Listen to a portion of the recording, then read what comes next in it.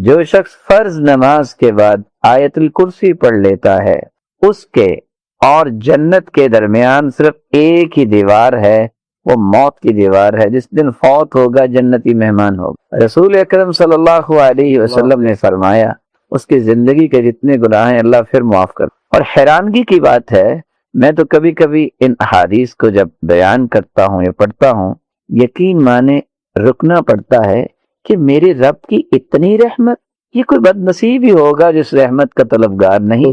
چھوٹے سے معاملے پہ اللہ تعالیٰ کا اتنا بڑا انعام۔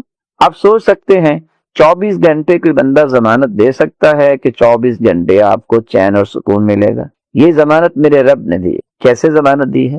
رسول اکرم صلی اللہ علیہ وسلم کا فرمان معظم ہے۔ آپ نے فرمایا جو بندہ صبح کے وقت یہ کہہ دے اللہم انت ربی لا الہ الا انت وانا عبدک وانا علی عہدک وعدک ما استطعت اعوذ بک من شر ما صنعت ابوء لک بنعمتک علی وابوء بذنبی فاغفر لی فانہ لا یغفر الذنوب الا انت۔ اب ان کلمات کو یاد کرنے میں جو لوگ 500 سملر ورڈ یاد کر سکتے ہیں ایک ڈگری کے لیے، لیکن پھر بھی زندگی کے چین کا پیکج اس کے پاس نہیں۔ دیکھ اللہم انت ربی لا الہ الا انت خلقتنی وانا عبدک وانا علی عہدک وعدک ما استطعت اعوذ بک من شر ما صنعت ابوء لک بنعمتک علی وابوء بذنبی فاغفر لی فانہ لا یغفر الذنوب الا انت۔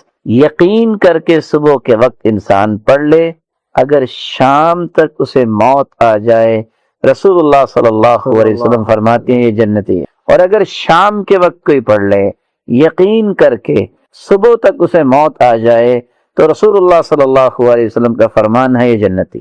مجھے بتائیے کہ ان کلمات کو یاد کرنے میں کتنا وقت لگتا ہے؟ آپ سوچ سکتے ہیں کہ 24 گھنٹے کی ضمانت مل گئی جنت۔ انسان ہے، اس سے کمی کوتاہی تو ہو جاتی۔ ایک بھولا ہوا انسان اگر اتنا پڑھ لے اس کی ساری زندگی کی بھول کو اللہ تعالیٰ ایک منٹ نہیں لگاتے اور بالکل پاک صاف کر کے اس کو ایسا کر دیتی ہے جیسے آج ہی پیدا ہوا ہے۔ اس سے بڑی رحمت کیا ہو سکتی؟ ذکر کرنے والا اللہ کا اتنا محبوب بن جاتا ہے کہ گنتی کے چند کلمات اس کی زبان پہ جاری ہوتے ہیں تو اللہ کی رحمت بھی جاری ہو جاتی ہے۔ کہ عورت کی نماز اور مرد کی نماز اور نہیں، مرد اور عورت کی نماز میں کوئی فرق نہیں، فرق صرف لباس کا فرق ہے۔ اور یہ فرق نماز کا نہیں ہے کہ عورت کو کس طرح نماز پڑھنی ہے، مرد کو کس طرح نماز پڑھنی ہے، وہ طریقہ ایک ہی۔ ہاں، عورت اور مرد کے لباس میں فرق کی بات کیوں کی گئی؟ مرد کس طرح لباس پہنے اور نماز پڑھے؟ مرد کے پاس اگر ایک ہی چادر ہے تو وہ ایک ہی چادر کو اپنے جسم پہ لپیٹ کے نماز پڑھ سکتا ہے، جبکہ عورت کے لیے حکم الگ ہے۔ اگر اس کا خیمار دوپٹہ نہیں تو اس کی نماز نہیں ہوگی۔ یہ صحیح بخاری کی روایت ام الدرداء رضی اللہ تعالی عنہ کے بارے میں ہے۔ كانت ام الدرداء رضی اللہ تعالی عنہ تجلس في صلاتها جلسة الرجل۔ تشہد بھی آپ نے سنا ہوگا یا دیکھا ہوگا، عورتیں اس طرح زمین کے ساتھ چمٹ کے بیٹھ جاتی ہیں اور کہا جاتا ہے کہ عورت اس طرح بیٹھتی۔ كانت ام الدرداء رضی اللہ تعالی عنہ تجلس جلسة الرجل وكانت فقیہہ۔ صحابیات میں سب سے سمجھدار اور فقیہ عورت تھی، اور انہوں نے بیٹھنے کا انداز کیا بیان کیا ہے؟ وہ اسی طرح بیٹھتی تھی جیسے مرد بیٹھتے۔ اس لیے یہ کہنا کہ عورت کا بیٹھنا اور ہے اور مرد کا بیٹھنا اور ہے، رسول اللہ صلی اللہ علیہ وسلم سے اس بارے میں کوئی حدیث صحیح سند سے ہم تک نہیں پہنچی اور نہ ہی وہ صحیح ثابت ہے۔ رسول اللہ صلی اللہ علیہ وسلم کے تشہد کی کیفیت کو اگر آپ نے 2 رکعتیں ہی پڑھنی ہے تو پھر پہلا تشہد ہی آخری تشہد۔ اگر آپ نے 3 رکعتوں کی نماز پڑھنی ہے جیسے مغرب کی ہے تو پھر پہلے تشہد کی اور کیفیت ہے، دوسرے تشہد میں تورک بھی ہوگا۔ اگر 4 رکعت آپ پڑھنا چاہتے ہیں تو چوتھی رکعت میں جب تشہد بیٹھیں گے تو تورک ہوگا۔ تورک کیا ہے؟ رسول اللہ صلی اللہ علیہ وسلم تورک کیسے کیا کرتے؟ ابو حمید رضی اللہ تعالی عنہ سے روایت ہے اور یہ روایت صحیح بخاری کی ہے 828 نمبر۔ اذا جلس في الركعة الآخرة، آپ جب آخری رکعت میں بیٹھتے، قدم رجله اليسرى ونصب الأخرى وقعد على مقعدته۔ آپ کے بیٹھنے کی کیفیت کیا تھی؟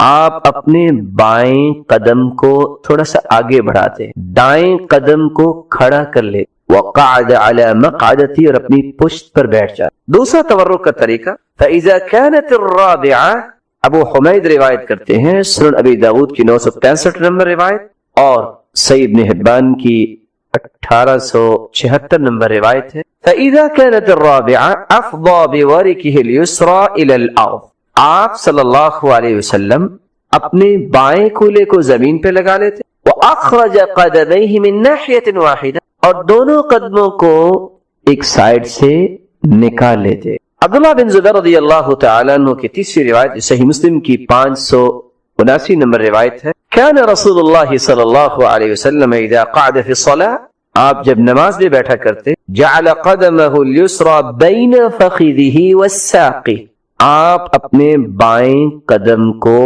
پنڈلی اور اپنی ران کے درمیان کر لیتے، وفرش قدمه اليمنى، اور اپنا دایاں قدم بھی بچھا لیا کر. رسول اللہ صلی اللہ علیہ وسلم سے یہ تینوں طریقے ہم تک پہنچے ہیں. ایک چوتھا طریقہ بھی یہ ہے، جیسے کہ عبداللہ ابن عمر رضی اللہ تعالی عنہ جب وہ پاؤں بچھا لیا کرتے تھے، ان سے کہا کہ آپ ایسا کیوں کرتے ہیں، پاؤں کو کھڑا کیوں نہیں کرتے؟ انہوں نے کہا ان رجلائی لا تحملانی، میری ٹانگیں اور میرا پاؤں میرا وزن نہیں سہ سکتا. اس لیے شریعت کی یہاں بھی خوبصورتی ہے. آپ صلی اللہ علیہ وسلم جب تشہد میں بیٹھتے تو کون سی دعائیں کرتے؟ چونکہ آپ کو یہ دعائیں یاد ہیں، میں صرف صحابی کا نام لے کر اور ریفرنس کے ساتھ صرف دعائیں پیش کی.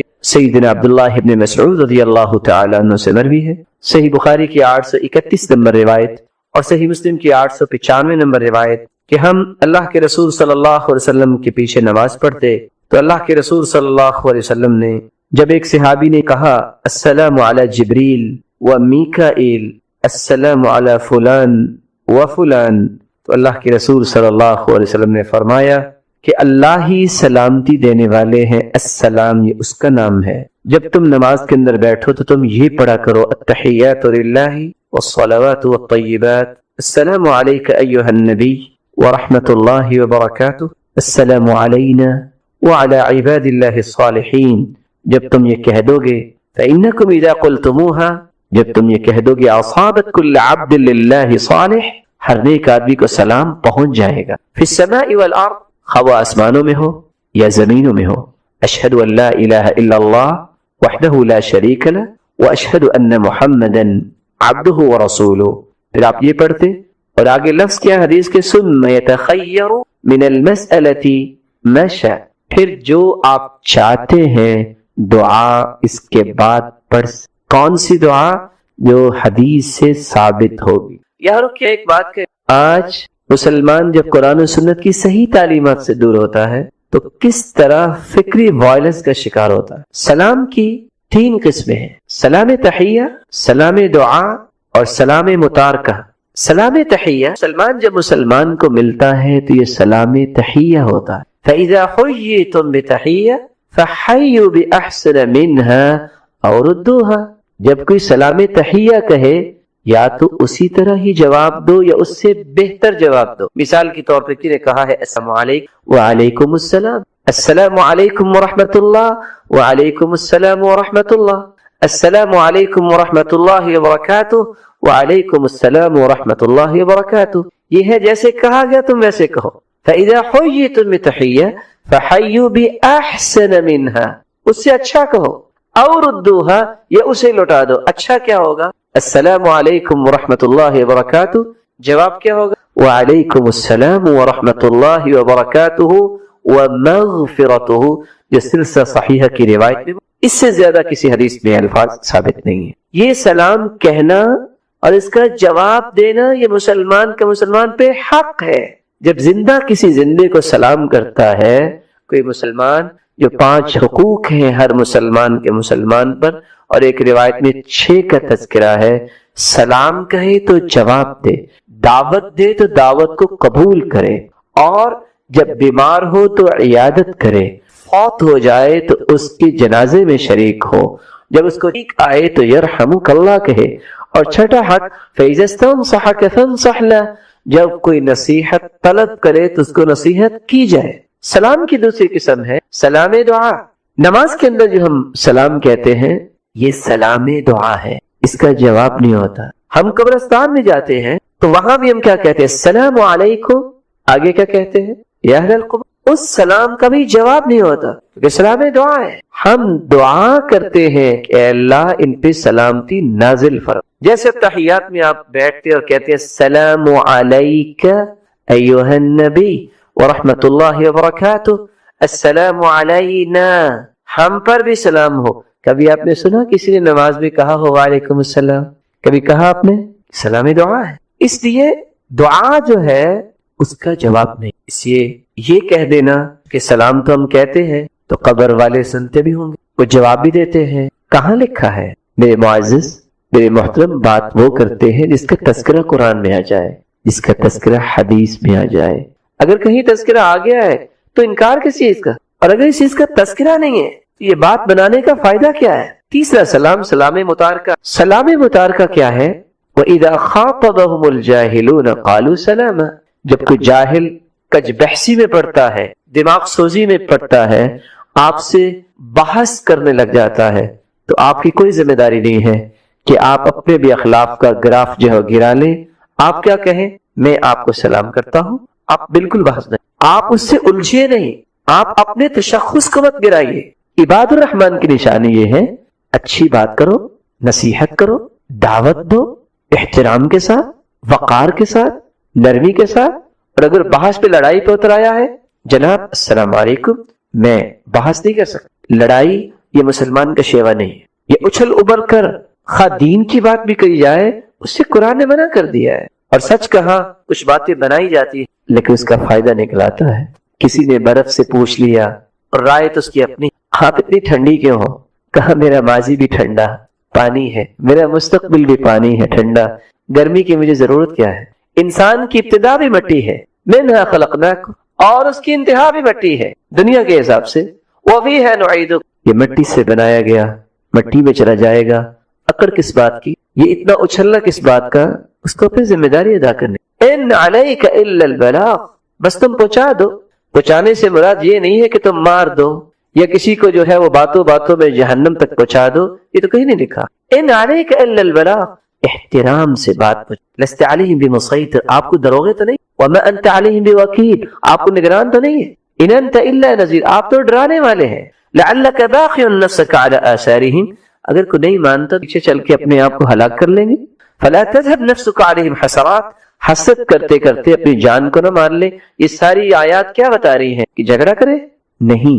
سلام متارکہ یہ ہے اگر کوئی آپ سے لڑائی کرنا چاہتا ہے تو آپ بالکل لڑائی نہیں کریں، آپ سلام کہہ کے گزر جائیں. رسول اللہ صلی اللہ علیہ وسلم التحیات کے بعد درود کی تعلیم دے رہے ہیں. کعب بن عجرہ رضی اللہ تعالیٰ عنہ کی صحیح بخاری کی روایت 3370 نمبر. سوال کرتے ہیں اللہ کے رسول صلی اللہ علیہ وسلم، قد علمنا کیف نسلم کیف الصلاة علیکم اہل البیت، ہمیں یہ تو پتہ چل گیا کہ ہم نے سلام کیسے کہنا ہے، السلام علیکم. ہمیں درود کیسے پڑھنا ہے؟ تو صحیح بخاری کی روایت میں درود کون سا ہے؟ قولو، تم یہ کہا کرو، اللہم صلی علی محمد وعلی آل محمد کما صلیت علی ابراہیم وعلی آل ابراہیم انک حمید مجید، اللہم بارک علی محمد وعلی آل محمد کما بارکت علی ابراہیم وعلی آل ابراہیم انک حمید مجید. صحیح بخاری کی یہ روایت ایک مسلمان کو حفظ جان بنانی چاہیے. اور آج امت درود پڑھنے سے بھی اپنے آپ کو دور کر، اور اگر آپ یہ کہہ دیں کہ محروم ہونے کی راہیں اس نے اختیار کر لی تو مبالغہ نہیں ہوگا. جس دعا میں درود نہ ہو وہ دعا آسمان تک پہنچتی نہیں. اور ایک مرتبہ درود پڑھنے سے فوائد کتنے ہیں؟ کتب اللہ لہ 10 حسنات، 10 نیکیاں لکھی جائیں. محا عنہ 10 سیئات، 10 گناہ معاف ہو جاتے. ورفع لہ 10 درجات، 10 درجات بلند ہو جاتے. اور دوسری روایت کے الفاظ ہیں وصلی اللہ علیہ وملائکتہ 70 صلاۃ. تم ایک مرتبہ درود پڑھو، اللہ رب العزت 70 رحمتیں نازل کر. تم ایک مرتبہ درود پڑھو، خربوں کی تعداد میں فرشتے 70 مرتبہ تمہاری بخشش کی دعا کرتے ہیں. یہاں منت کرنی پڑتی ہے میرے لیے دعا کرنا، وہاں درود پڑھنے سے اللہ پابند کرتے ہیں فرشتوں کو دعا کرو اس کی بخشش. اس لیے رسول اللہ صلی اللہ علیہ وسلم نے درود سکھایا. التحیات کے بعد درود پڑھا جائے. اور سیدنا ابو بکر کی روایت جو صحیح بخاری کی 834 نمبر ہے اور صحیح مسلم کی 2809 نمبر ہے، آپ نے یہ دعا سکھائی. اس کے بعد جب ابو بکر صدیق رضی اللہ تعالیٰ عنہ نے پوچھا کہ دعا سکھائیے جو میں تشہد میں پڑھ سکوں، تو آپ نے فرمایا قل، آپ یہ کہہ دیا کرو اللہم انی ظلمت نفسی ظلما کثیرا ولا یغفر الذنوب الا انت فاغفر لی مغفرۃ من عندک وارحمنی انک انت الغفور الرحیم۔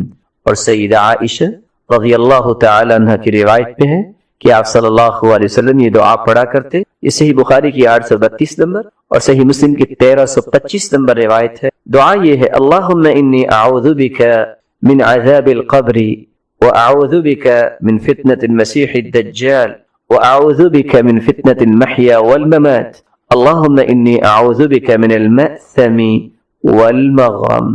سیدنا علی رضی اللہ تعالیٰ عنہ کی روایت جو صحیح مسلم کی ہے 1809 نمبر، اس میں آپ دعا یہ کیا کرتے تھے جو علی رضی اللہ تعالیٰ عنہ کو سکھائی اللہم اغفر لی ما قدمت وما اخرت وما اسررت وما اعلنت وما اسرفت وما انت اعلم به منی انت المقدم وانت المؤخر لا الہ الا انت۔ محجن بن ادرع کی روایت ہے اور یہ روایت سنن النسائی کی ہے 1301 نمبر اور سنن ابی داود کی 985 کہ جب نماز پڑھتے تشہد میں ہوتے تو یہ دعا کرتے اللہم انی اسألک یا اللہ بأنک الواحد الاحد الصمد الذي لم يلد ولم يولد ولم يكن له كفوا احد ان تغفر لي ذنوبی انک انت الغفور الرحیم۔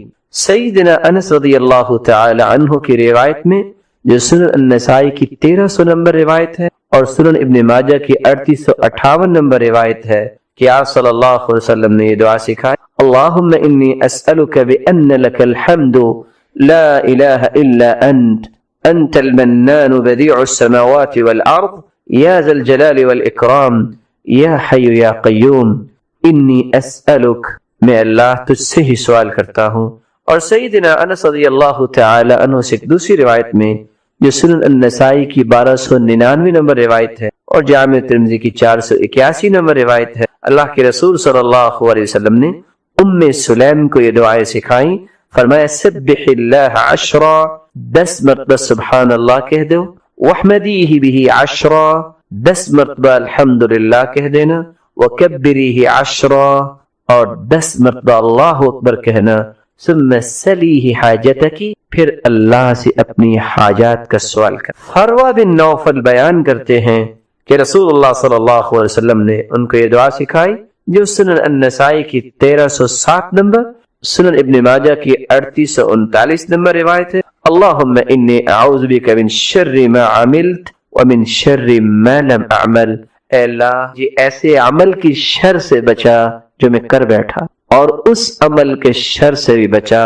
جو میں نے نہیں کیا۔ رسول اللہ صلی اللہ علیہ وسلم کے صحابی سیدنا ابو ہریرہ روایت کرتے ہیں اور یہ روایت سنن ابن ماجہ میں 3847 نمبر اور سنن ابی داود میں 792 نمبر میں ہے۔ اللہ کے رسول صلی اللہ علیہ وسلم نے حکم دیا ایک صحابی کو کہ تم یہ کہا کرو اسأل اللہ الجنہ واعوذ بہ من النار، اے اللہ میں تجھ سے جنت کا سوال کرتا ہوں اور جہنم سے پناہ مانگتا ہوں۔ چونکہ وقت آیا ہے تو میں یہ گزارش کر دوں، آج فتنے بہت ہیں، فتنوں سے بچنے کا جو طریقہ رسول اکرم صلی اللہ علیہ وسلم نے دیا ہے ان طریقوں کو اگر غور سے پڑھا جائے تو اللہ کے ذکر اور قرآن سے بڑھ کے کوئی طریقہ نہیں۔ گھر گھر میں جادو، ٹونا اور نہ جانے کیا کیا نام ہے۔ عقبہ بن عامر رضی اللہ تعالی عنہ کہا کرتے تھے کہ امرنی رسول اللہ صلی اللہ علیہ وسلم ان اقرأ المعوذتین بعد کل صلاح، اللہ کے رسول صلی اللہ علیہ وسلم نے مجھے ہر نماز کے بعد آخری 2 سورتیں پڑھنے کا حکم دیا۔ جو شخص وہ شام کے اذکار کرتا ہے اور پھر ہر نماز کے بعد اذکار، اور اس روایت کی روشنی میں ہر نماز کے بعد آخری 2 سورتیں، اللہ کی رحمت اور اس کے فضل سے نہ اس پہ کبھی جادو ہوگا نہ کبھی ٹونا ہوگا۔ اس لیے آپ ذکر پہ کبھی سودے بازی نہ کیا کریں۔ اور حیرانگی ہوگی آپ کو یہ بات سن کے، امام ابن تیمیہ رحمۃ اللہ علیہ، ہم نماز پڑھتے ہیں نا تو نماز کے بعد حالانکہ نیکی کی غرض ہوتی ہے، محبت ہی ہوتی ہے، ایک دوسرے سے سلام کرتے ہیں، آ کے چلو جی کوئی معزز آدمی آیا، ان سے کوئی سلام کرنا چاہتے وہ اپنے منہ پہ ہاتھ رکھ لیتے، کیونکہ اس وقت سنت کیا ہے؟ ذکر کرنا، سلام لینا نہیں ہے۔ اور ساتھ کہتے ہادی غدوتی، یہ میرا کھانا ہے، اگر میں نے یہ کھانا نہ کھایا تو میں زندہ ہی نہیں رہ سکتا۔ ذکر کرنے کے بعد پھر ملتے، اور ان کا اخلاق کتنا عالی تھا۔ اس لیے نماز کے بعد ذکر پہ آپ کبھی کمپرومائز نہ کیا کریں۔ اور اس کی ایک اور وجہ ہے، صحیح بخاری کی روایت اگر میں ساتھ ملاؤں، جو شخص فرض نماز پڑھتا ہے اور اپنی جگہ پہ بیٹھا رہتا ہے، اپنی جگہ سے کیا مراد ہے؟ میدان فی مصلی، جہاں اس کے قدم ہے، جہاں اس نے سجدہ دیا، یہ جگہ اس کی ہے، اپنی جگہ پہ بیٹھ کے ذکر کرتا ہے، اللہ کے نورانی فرشتے اس کے لیے 3 دعائیں کرتے ہیں۔ پتہ ہے ان فرشتوں کی تعداد کتنی ہے؟ دوسری صحیح بخاری کی روایت ہے کہ ان للہ ملائکۃ سیارۃ فضلا، اللہ کے کچھ موبائل فرشتے ہیں جو ہر وقت زمین میں گردش کرتے رہتے ہیں، یبتغون مجالس الذکر، اور وہ اللہ کے ذکر کی مجالس کی تلاش میں ہوتے ہیں۔ فإذا وجدوا ذلك جلسوا معهم، اگر ان کو کوئی ایسی مجلس مل جائے تو وہ بھی بیٹھ جاتے ہیں۔ وہ کتنے ہوتے ہیں؟ حتى يملأ ما بين السماء والأرض، زمین اور آسمان کا خلا ان فرشتوں سے بھر جاتا ہے۔ ویسے کتنے کو ہو سکتے ہیں؟ اس کی تعداد میں اور آپ اندازہ کر سکتے ہیں؟ جس شخص کے لیے اتنے فرشتے 3 دعائیں کریں، اور دعا کیا ہے؟ اللہم اغفر لہ، اے اللہ اس کو معاف کر دے، اللہم تب علیہ، اے اللہ اس کی توبہ کو قبول فرما لے، اللہم ارحم، اللہم اغفر لہ، اللہم تب علیہ، اللہ اس پہ رحمت کی برکھا برسا دے۔ جس کو 3 دعائیں کھربوں فرشتوں کے مل جائیں، اور یہ بات طے شدہ ہے، فرشتوں کی دعا رد نہیں ہوتی۔ کائنات میں کوئی ایسا شخص نہیں ہے جو یہ کہہ سکتا ہو کہ میری دعا رد نہیں ہوتی، لیکن فرشتوں کے بارے میں قرآن نے کہہ دیا ہے۔ کیوں رد نہیں ہوتی فرشتوں کی دعا؟ کیونکہ فرشتے کسی کے لیے دعا اس وقت تک کرتے ہی نہیں جب تک اللہ کا حکم نہ آ جائے، اور اللہ رب العزت اس وقت تک فرشتوں کو دعا کا حکم دیتے ہی نہیں جب تک اپنے بندے سے راضی نہ ہو جائیں۔ اس سے بڑا سعادت مند کون ہے کہ جس کے لیے کھربوں فرشتے دعا کریں اور وہ نماز پڑھنے آیا ہے اور 3 دعائیں قبول ہو جائیں، تو اس سے بڑا کوئی سعادت مند ہے؟ تو میں ادباً پھر گزارش کروں گا کہ آپ نماز کے بعد ذکر کیے بغیر اپنی جگہ سے نہ جایا کریں۔ ایسے ہی ہوگا انشاءاللہ۔ اللہ آپ سب کو عزت سے نوازے اور برکتوں سے نوازے۔ اور اللہ مدد کیسے کرتے ہیں فرشتوں کے ذریعے؟ صحیح مسلم کی روایت ہے، بینما رجل یمشی بفلات من الارض اذ سمع صوتا فی سحابہ اسقی حدیقۃ فلان، ایک آدمی چٹیل میدان میں چل رہا تھا، اچانک بادل سے آواز آئی، اے بادل فلاں کے باغ کو سیراب کر دو۔ فتنحى ذلك السحاب، وہ بادل کا ٹکڑا وہاں سے حرکت میں آتا ہے، فافرغ ماءه في حرة، اور کالے پتھروں پہ برسنا لگ جاتا ہے، فاذا شرجة من تلك الشراج قد استوعبت ذلك الماء كله، خود سے پانی اکٹھا ہوا، خود سے کھالی بنی اور پانی اکٹھا ہو کے چلنے لگ گیا، فتتبع الماء، اور یہ شخص پانی کے پیچھے پیچھے ہے، فاذا رجل قائم في حديقته يحول الماء بمسحاته، کیا دیکھتا ہے؟ ایک باغ ہے، اس کے کنارے پہ ایک اللہ کا نیک بندہ کھڑا ہے جو پانی کو اپنے باغ کی طرف موڑ رہا ہے۔ پوچھا، یا عبد اللہ ما اسمک، کیا نام ہے آپ کا؟ قال ولم تسألني عن اسمي، میرا نام کیوں پوچھ رہے ہو؟ کہا پہلے بتاؤ۔ جب اس نے نام بتایا، کہا یہی نام تو میں نے بادلوں سے سنا کہ کوئی کہہ رہا تھا اس کے باغ کو سیراب کرو، مجھے یہ بتاؤ تم کرتے کیا ہو؟ کہا اگر تم نے پوچھ لیا ہے تو سنو، کرتا کیا ہوں، جب باغ کا پھل آتا ہے تو 3 حصوں میں تقسیم کرتا ہوں۔ پہلا حصہ فأتصدق بثلث، سب سے پہلا حصہ میں اللہ کی راہ میں صدقہ کر دیتا ہوں، وآكل وعيالي ثلثا، اور ایک حصہ اپنے اور اپنے بچوں کے لیے لے جاتا ہوں، وأرد فيها ثلثا، اور ایک حصہ میں ایز اے کیپٹل اپنے پاس رکھتا ہوں، جب ضرورت پیش آئے گی اس باغ کو مزید بہتر بنانے کے لیے میں خرچ کروں گا۔ تو پہلا حصہ اللہ کی راہ میں دینے والے کا اللہ نے مدد کا ذریعہ کیا بنایا؟ فرشتوں کے ذریعے، بادلوں کے ذریعے۔ کوئی انسان نہیں، اگر کوئی یہاں کسان، یہاں کوئی زراعت کرنے والا بیٹھا ہے، اس کو پتا ہے کہ پانی کو زمین تک لے جانے میں کیا کیا دشواریاں ہیں، کیسے پانی کے لیے وہ سسٹم اور کھالیاں بنائی جاتی ہیں۔ بھلا پتھر پہ بھی کوئی کھالی بنتی ہے؟ بھلا اس طرح پانی اکٹھا دنیا والا بھی کوئی کر سکتا ہے؟ یہ سارے کے سارے بندوبست کرنے والے ہیں تو کون؟ اللہ رب العزت. لیکن کس کے لیے؟ جس نے یہ کام کیا کہ اپنے مال کے اندر سب سے پہلا حصہ اللہ کی ذات کے لیے رکھا. رسول اللہ صلی اللہ علیہ وسلم نے فرمایا الا اخبركم بشيء اذا نزل برجل منكم كرب او بلاء من امر الدنيا دعا به ففرج عنه. میرے صحابہ میں تمہیں ایسی چیز نہ بتا دوں کہ جب تم میں سے کسی کو کوئی مصیبت دنیا میں آ جائے یا کوئی بلا کا سامنا ہو جائے تو اگر یہ کلمات اپنی زبان پہ لے آئے تو اللہ رب العزت اس کی بلا کو دور فرما دیں گے اور اس کی مصیبت کو دور فرما دیں گے. اور وہ کون سی دعا ہے؟ دعا ذی النون، یونس علیہ الصلاۃ والسلام کی دعا. قرآن مجید میں اللہ رب العزت فرماتے ہیں وَذَا النُّونِ إِذْ ذَهَبَ مُغَاضِبًا فَظَنَّ أَن لَّن نَّقْدِرَ عَلَيْهِ فَنَادَىٰ فِي الظُّلُمَاتِ أَن لَّا إِلَٰهَ إِلَّا أَنتَ سُبْحَانَكَ إِنِّي كُنتُ مِنَ الظَّالِمِينَ.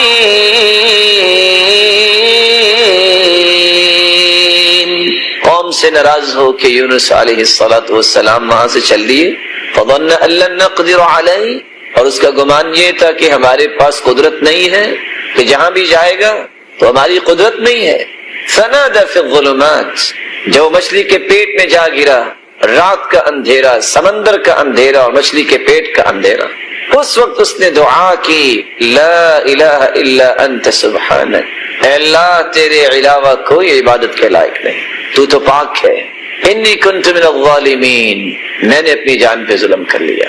یہ کلمات انسان اگر اپنی زبان پہ لے آئے، رسول اللہ صلی اللہ علیہ وسلم کا فرمان معظم ہے لم يدع بها رجل قط الا استجاب اللہ تعالی له. جس مصیبت میں بھی انسان پھنسا ہے اگر یہ کلمات زبان پہ لے آئے اللہ رب العزت اس کی دعا کو قبول فرماتے ہیں اور اس کی مصیبت کو دور فرما دیتے ہیں. قرآن مجید نے اس بات کو بھی بیان کیا ہے کہ فاسق ذکر الہی کی پرواہ نہیں کرتا. وَلَا تَكُونُوا كَالَّذِينَ نَسُوا اللَّهَ فَأَنسَاهُمْ أَنفُسَهُمْ أُولَئِكَ هُمُ الْفَاسِقُونَ. ایسے لوگوں کی طرح نہ ہو جاؤ جنہوں نے اللہ کو بھلا دیا، اللہ نے انہیں بھلا دیا. ان کو اپنا بھی یاد نہیں رہتا کہ میں نے کیا کرنا ہے کیا نہیں کرنا.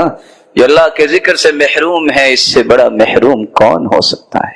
اس لیے میں آپ کی خدمت میں ادب سے گزارش کروں گا. 101 بیماریوں کے نام لینے والے لیتے ہیں.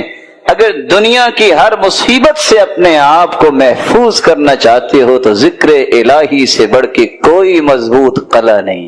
صبح شام کے اذکار کی پابندی کیا، نماز کے بعد گنتی کے 4 سے 5 منٹ، زیادہ نہیں، اللہ کا ذکر کرو. زیادہ سے زیادہ انسان کو یہ ہوتا ہے دکان میرے کسٹمر انتظار کر رہے ہوں گے، دینا پھر بھی کس نے ہے. دینے والے کو چھوڑ کے چلے جاؤ، جو لینے والے ان کے پاس چلے جاؤ، کیا ملے گا؟ زیادہ سے زیادہ کتنی کمائی کر لو. حدیث کہتی ہے صحابہ نے کہا اللہ کے رسول سبق المفردون، سبقت لے گئے جن کے پاس مال تھا، وہ حج عمرہ جہاد صدقہ کرتے. ہمارے پاس اتنے مال ہی نہیں ہے. ہمیں بھی کوئی نسخہ بتا دیجئے کہ ان کے اجر کے برابر ہو جائیں. یہ نہیں نسخہ مانگا کہ کوئی نسخہ لائن بتا دے کہ اتنا مال مل جائے، وہ بھی صدقہ ہے. وَمَا أَطْعَمْتَ نَفْسَكَ فَهُوَ لَكَ صَدَقَةٌ، اور جو اپنی جان بھی اس نظریے سے خرچ کرتے ہو طاقت ملے میں اللہ کی عبادت خوبصورت کروں اور دنیا کے لیے خیر خواہی کا پیغام دینے والا بنوں تو یہ کھانا پینا بھی صدقہ ہے.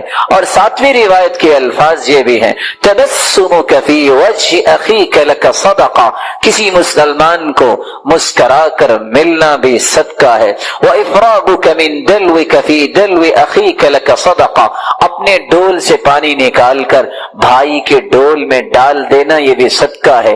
کبھی اپنی جیب میں بھی ہاتھ ڈال کے کسی کی جیب میں کچھ ڈال دینا جس کے پاس کچھ نہیں ہے، صدقہ ہے۔ اور رسول اللہ صلی اللہ علیہ وسلم نے یہ بھی فرمایا کل معروف صدقہ، ہر نیکی صدقہ ہے۔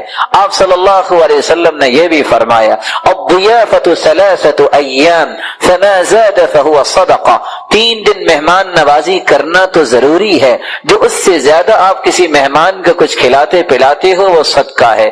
رسول اللہ صلی اللہ علیہ وسلم نے یہ بھی فرمایا کف شرک عن الناس فانها صدقۃ منک علی نفسک، اپنی تکلیف سے لوگوں کو بچانا بھی صدقہ ہے۔ ایک ہے لوگوں کی تکلیف، ایک ہے کہ خود بھی کسی کو تکلیف نہ دو، یہ بھی بہت بڑا صدقہ ہے۔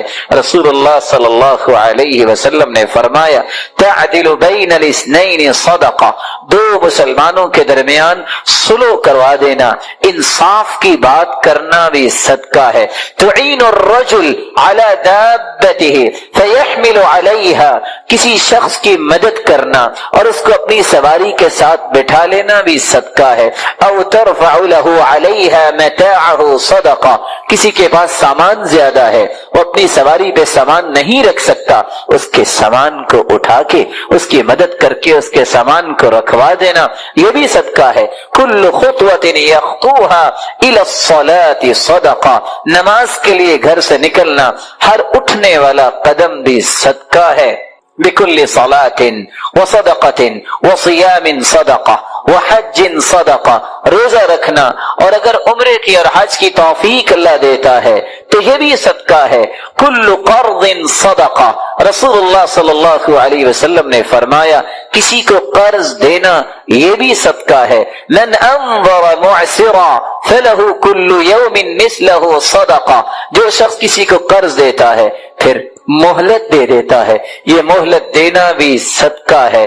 رسول اللہ صلی اللہ علیہ وسلم نے فرمایا لا من مسلم يزرع زرعا او يغرس غرسا فيأكل منه طير او انسان او بہیمۃ الا كانت له به صدقہ، تم میں سے کوئی اگر کاشتکاری کرتا ہے، باغبانی کرتا ہے، درخت لگاتا ہے، اس میں سے کوئی انسان کھا لے، کوئی جانور کھا لے، کوئی پرندہ کھا لے، آپ کو تو علم نہیں لیکن وہ بھی آپ کے نام اعمال میں بطور صدقہ لکھا جائے گا۔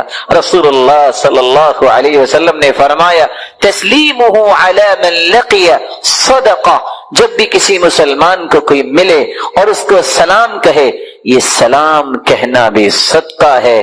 اور آخری صدقہ جو 36واں صدقہ ہم آپ کے سامنے پیش کرنا چاہ رہے ہیں یہ بہت پیارا صدقہ ہے، لیکن آج یہ صدقہ کرنے والے نظر نہیں آتے، اور وہ صدقہ کون سا ہے؟ كان علبة بن زید بن حارثة رجلا من اصحاب النبي صلی اللہ علیہ وسلم، علبہ بن زید بن حارثة رضی اللہ تعالی عنہ صحابہ میں سے ایک صحابی تھے۔ وقد حض على الصدقہ، فلما حض على الصدقہ، جب اللہ کے رسول صلی اللہ علیہ وسلم نے صدقے پر ترغیب دلائی صحابہ کو، سب نے صدقہ دیا۔ یہ صحابی آ کے کہتے ہیں یا رسول اللہ صلی اللہ علیہ وسلم انه ليس عندي ما اتصدق به، اللہ کے رسول میرے پاس مال نہیں جس کا میں صدقہ کروں، لیکن میں بھی کچھ صدقہ کرنا چاہتا ہوں۔ فرمایا مال نہیں تو کیسا صدقہ کرنا چاہتے ہو؟ تو صحابی نے کہا انی اتصدق بعرض علی من نالہ من خلقک، میں صدقہ اپنی عزت کا کرنا چاہتا ہوں، کوئی میرے ساتھ بدتمیزی کرے، کوئی گالی دے، جو میری عزت کے بارے میں بات کرے، میں آج کے بعد غصہ نہیں کروں گا۔ اور دوسری روایت کے الفاظ ہیں وَقَدْ تَصَدَّقْتُ عَلَيْهِمْ بِعِرْضِ فَمَنْ شَتَمَنِي أَوْ قَذَفَنِي فَهُوَ فِي حِلٍّ، جس نے مجھ پہ الزام لگایا، جس نے مجھے گالی دی، میں اپنی عزت کا صدقہ کرتا ہوں، میں نے اسے معاف کر دیا۔ رسول اللہ صلی اللہ علیہ وسلم نے فرمایا میرے صحابی اللہ نے تیرا یہ صدقہ قبول کر لیا ہے اور یہ بہت بڑا صدقہ ہے۔ اور علی رضی اللہ تعالی عنہ کی بات بھی یاد رکھنی چاہیے، وہ کہا کرتے تھے لوگ زکوٰۃ نہیں دیتے۔ پوچھنے والے نے پوچھا آپ کیسے کہہ رہے ہیں زکوٰۃ نہیں دیتے، لوگ تو زکوٰۃ دیتے ہیں۔ کہتے ہیں لوگ مال کی زکوٰۃ دیتے ہیں، عقل کی زکوٰۃ نہیں دیتے۔ مال کی زکوٰۃ دیتے ہیں اور عقل کی زکوٰۃ نہیں دیتے، کیا مطلب؟ کہا مال کی زکوٰۃ تو مومن دیتا ہی ہے، عقل کی زکوٰۃ یہ ہے کوئی ایسی بات آپ کو کہے جو آپ کو بری لگے، اس کو برداشت کر لینا، یہ عقل کی زکوٰۃ ہے۔ اس سے عقل تیز ہوتی ہے، عقل میں برکت آتی ہے۔ ان تمام قسم کے صدقات کو یہ موسم مبارک آ رہا ہے، رمضان المبارک کا موسم ہمیں اختیار کرنا چاہیے۔ میری اللہ رب العزت سے دعا ہے اللہ تعالیٰ رمضان سے پہلے 3 کام اور رمضان میں ان 7 کاموں کو اچھے طریقے سے سمجھنے اور اس کے مطابق ان مبارک لمحات کو گزارنے کی توفیق عطا فرمائے۔ دعا کیجیے جتنے یہ بات سن رہے ہیں، اے اللہ ان سب کو رحمتوں، راحتوں، عزتوں اور برکتوں سے نواز دے۔ مولا کریم اگر کوئی بیمار ہیں تو ان کی بیماریوں کو شفاؤں میں تبدیل فرما دے۔ مولا کریم جو صاحب اولاد ہیں تو ان کی اولاد کو نیک بنا، دست و بازو بنا، آنکھوں کی ٹھنڈک بنا اور صدقہ جاریہ بنا۔ الہ العالمین اگر کوئی اولاد کی نعمت سے محروم ہے تو ان کی جھولیوں کو بارونق بنا دے۔ مولا کریم اگر کوئی صاحب مال ہیں تو ان کے مال میں برکت فرما دے اور ان کو فتنوں اور آزمائشوں سے بچا اور ان کو حاسدوں کے حسد اور شریروں کی شرارت سے بچا۔ الہ العالمین مقروض کے غیبی خزانوں میں سے مدد فرما اور جو بے روزگار ہیں اے اللہ تو ان کو بھی تونگر بنا دے۔ الہ العالمین ہمیں ایمان کی حالت میں رمضان کی نعمت نصیب فرما اور پھر رمضان المبارک کی رونقیں اور برکتیں حاصل کرنے کی بھی توفیق عطا فرما۔ الہ العالمین جب تک رکھنا ایمان سے رکھنا، جب بلانا تو ایمان کی خوبصورت کیفیت میں بلانا، جس طرح آج تیرے دین کے لیے ہم جمع ہیں، اے اللہ ہم سب کو جنت الفردوس میں جمع فرما۔ مولا کریم اپنے محبوب کی رفاقت نصیب فرما۔ الہ العالمین اپنے دیدار کا مستحق بنا۔ وآخر دعوانا ان الحمد للہ رب العالمین۔ اللہ کے دین کی دعوت اور لوگوں تک پہنچانے کے لیے اس ویڈیو کو ضرور لائک، شیئر، کمنٹ اور سبسکرائب کریں۔